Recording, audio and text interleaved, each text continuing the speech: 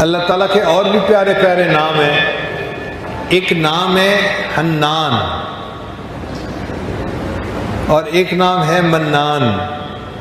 یا حنان یا منان یہ بیت اللہ کے غلاف کے اوپر بھی لکھا ہوا ہے. آپ جا کے کبھی دیکھیں نا غلاف کو، تو جہاں اللہ اللہ کا نام لکھا ہوا ہے بعض لائنوں میں یا حنان یا منان، یا حنان یا منان بھی لکھا ہوا ہے. منان کہتے ہیں ایسا دینے والا کہ بندے کو مانگنے سے پہلے دے دے.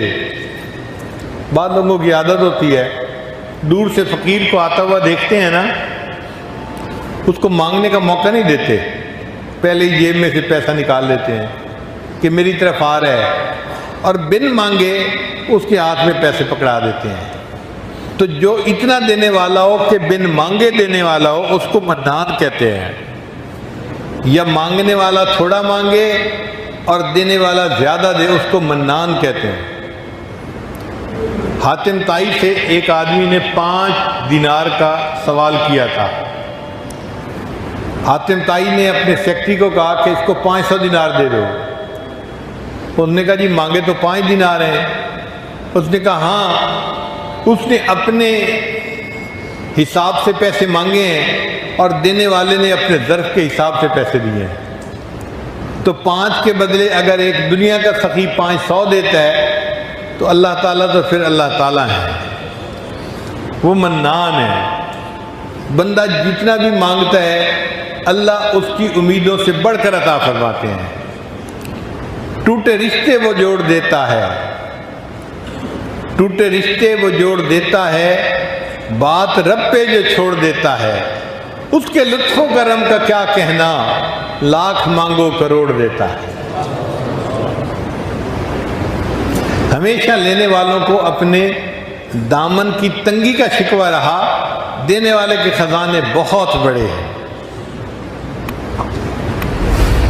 بن مانگے دیا اور اتنا دیا، اتنی تو میری اوقات نہ تھی. اور اللہ تعالیٰ حنان بھی ہیں.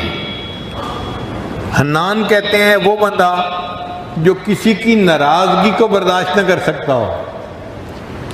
بعض لوگوں کی طبیعت ہوتی ہے ان سے ناراض ہو جاؤ نا تو وہ ناراضگی برداشت نہیں کر سکتے، فوراً منانے لگ جاتے ہیں. جب تک منا نہ لیں انہیں چین نہیں آتا. ان کے اندر یہ صفت ہوتی ہے، وہ کسی کی ناراضگی کو برداشت ہی نہیں کر سکتے، سب کو منا کے رکھتے ہیں. اللہ تعالیٰ حنان ہے. اللہ بھی اپنے بندوں کو اپنے سے ناراض نہیں ہونے دیتے.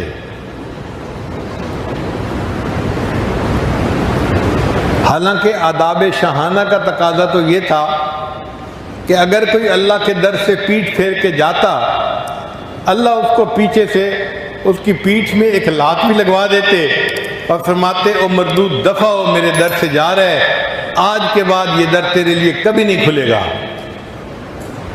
بادشاہ کی تو شان یہی ہوتی ہے. مگر جو اللہ کے در سے پیٹھ پھیر کے جاتا ہے اللہ اس کے ساتھ ایسا نہیں کرتے. قرآن مجید میں اللہ فرماتے ہیں یا ایھا الانسان ما غرک بربک الکریم، اے انسان تجھے تیرے کریم پروردگار سے کس چیز نے دھوکے میں ڈال دیا؟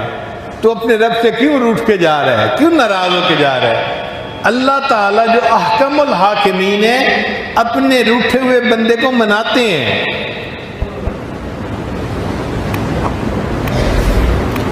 جس طرح ماں چھوٹے بچے کو مناتی ہے، بیٹا اماں سے روٹھا نہیں کرتے، اللہ تعالیٰ بھی اسی طرح اپنے بندے کو مناتے ہیں، اے بندے اپنے رب سے روٹھا نہیں کرتے. وہ منان ذات جو روٹھے کو منانے والی ہو. اب آپ سوچیں کوئی روٹھا ہوا بندہ اس کے دروازے پہ آ جائے تو اللہ تعالیٰ کتنا جلدی خوش ہو جائیں گے اس بندے سے. اس لیے فرمایا کہ اگر کوئی بوڑھا ساری زندگی غفلت کی زندگی گزارتا رہا، اب ساری رات کھانستا رہتا ہے، جن دور کے رشتہ داروں کے گھر رہتا تھا انہوں نے بھی جواب دے دیا کہ بڑے میاں آپ جائیں، آپ کے کھانسنے کی وجہ سے بچے رات کو جاگ جاتے ہیں، نیند نہیں آتی، تو ہم آپ کو گھر میں نہیں رکھ سکتے. اب اس کا قریبی رشتہ دار کوئی نہیں. جن کے پاس رہتا تھا انہوں نے بھی گھر سے نکال دیا۔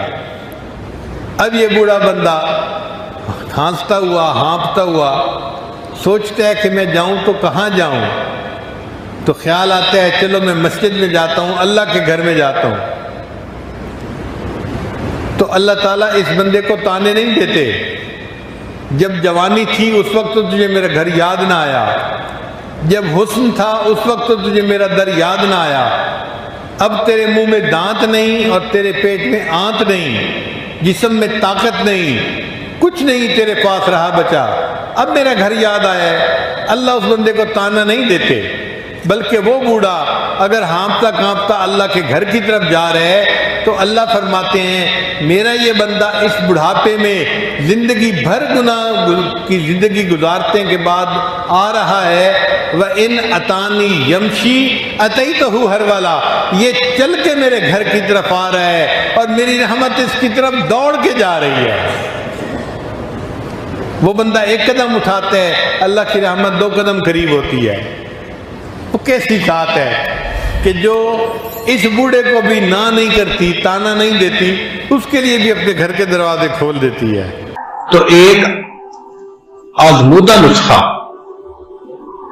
الحمدللہ ہم نے ہزاروں نہیں لاکھوں کو بتایا اور لاکھوں میں اس کا ہم نے نتیجہ پازیٹو پایا کہ اگر آپ بدلنا چاہتے ہیں مگر سوچتے ہیں کہ میرا نفس میرے قابو میں نہیں، تو روزانہ عشاء کے بعد 2 رکعت صلاۃ التوبہ پڑھ کر دعا مانگنے کا معمول بنا لیں، بس یہ روز کا معمول بنا لیں۔ 1 دفعہ گناہ کیا، 2 دفعہ کیا، 1000 دفعہ کیا، لاکھ دفعہ کیا، جتنا مرضی کیا، بس یہ معمول شروع کر دیں کہ روزانہ گناہ کریں، فرق نہیں پڑتا، صرف 2 رکعت توبہ پڑھ کے اللہ سے دعا مانگنے کی نیت کر لیں، اور یہ روز پڑھیں، نیت رکھیں کہ میں نے گناہ چھوڑنا ہے۔ آپ اس کی برکت دیکھنا، چند دنوں کے اندر اللہ تعالیٰ دل کے اندر اس گناہ سے نفرت کر دیں گے اور اس گناہ کے ماحول سے آپ کو اپنی رحمت کے ساتھ اللہ نکال لیں گے۔ جو لوگ کہتے تھے نا کہ ہم قسم کھا سکتے تھے کہ ہم اس گناہ کو نہیں چھوڑیں گے، اللہ نے 2 رکعت اس معمول کو بنانے پر اس گناہ سے بھی جان چھڑوا دی۔ حتیٰ کہ یورپ کے ماحول میں بعض شرابی کہنے لگے جی ہم چھوڑنا چاہتے ہیں لیکن یہ زندگی کا اب حصہ بن گئی ہے، ہم چھوڑ نہیں سکتے۔ ہم نے کہا 2 رکعت نفل پڑھنا شروع کر دیں، ڈائریکٹ اس کو کہنا کہ